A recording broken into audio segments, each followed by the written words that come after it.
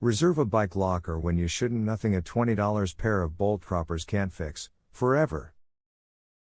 This happened a few years ago and I was reminded of it after another bike lock revenge.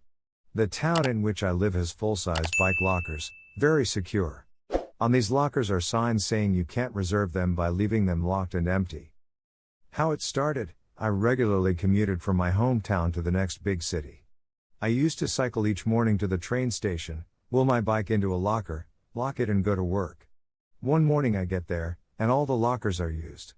It's a real pain, but I get my wife to drive in, take my bike home and I go to work. Next morning I get to the lockers 30 minutes sooner, at 7:30, thinking I just needed to be there sooner to get a locker.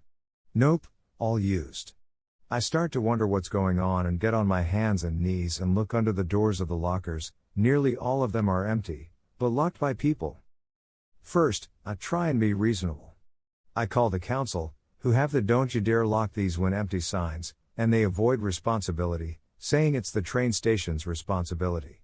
I ask the station manager, who claims it's the council's responsibility. So, I go to Home Depot and make it my responsibility.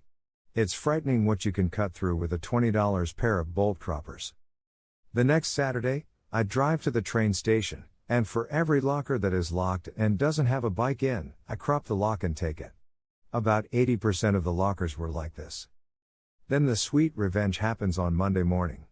I turn up and just watch. People cycle up to their lockers and find the lock is gone, no way for them to safely leave their bikes.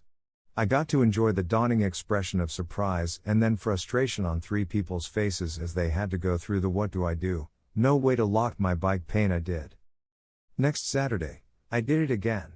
Then I became addicted to it.